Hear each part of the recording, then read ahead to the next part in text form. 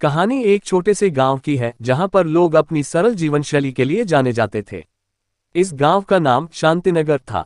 पहला दृश्य, गांव का परिचय। गांव के बीचों बीच एक बड़ा पीपल का पेड़ था जिसके नीचे गांव के बुजुर्ग लोग बैठकर बातें करते थे। बच्चे पेड़ के आसपास खेलते रहते थे और महिलाएं पास के कुएं से पानी भरती थीं।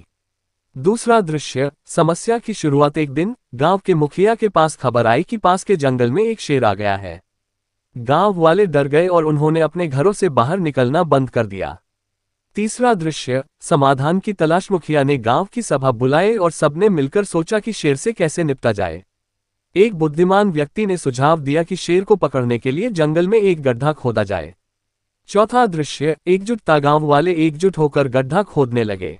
कुछ ही दिनों में गड्ढा तैयार हो गया। उन्होंने उस गड्ढे के ऊपर पत्तियां और टहनियां रख दी ताकि शेर उसे देख न सके। पांचवां दृश्य, सफलता। शेर गड्ढे में गिर गया और गांव वाले खुश हो गए। उन्होंने शेर को पकड़कर जंगल के और अंदर छोड़ दिया ताकि वह गांव की ओर वापस न आए।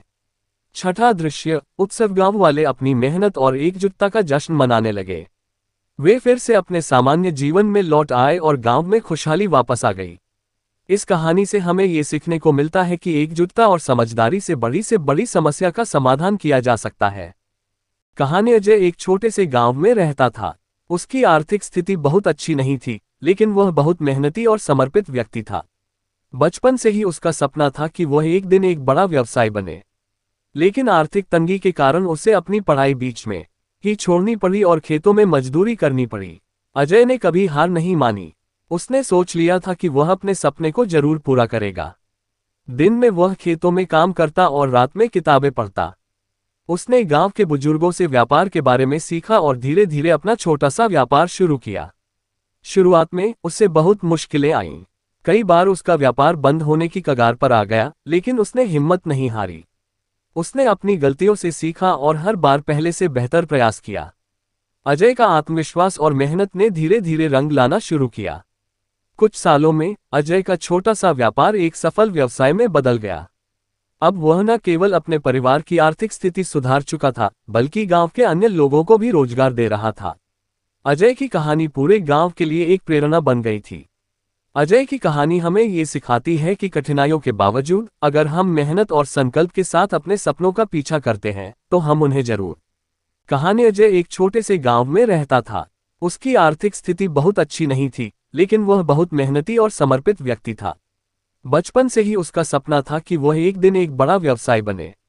लेकिन आर्थिक तंगी के कारण उसे अपनी पढ़ाई बीच में ही छोड़नी पड़ी और खेतों में मजदूरी करनी पड़ी। अजय ने कभी हार नहीं मानी। उसने सोच लिया था कि वह अपने सपने को जरूर पूरा करेगा।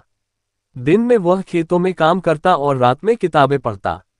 उसने गांव के बुजुर्गों से व्यापार के बारे में सीखा और धीरे धीरे अपना छोटा सा व्यापार शुरू किया। शुरुआत में उससे बहुत मुश्किलें आईं। कई बार उसका व्यापार बंद होने की कगार पर आ गया, लेकिन उसने हिम्मत नहीं हारी।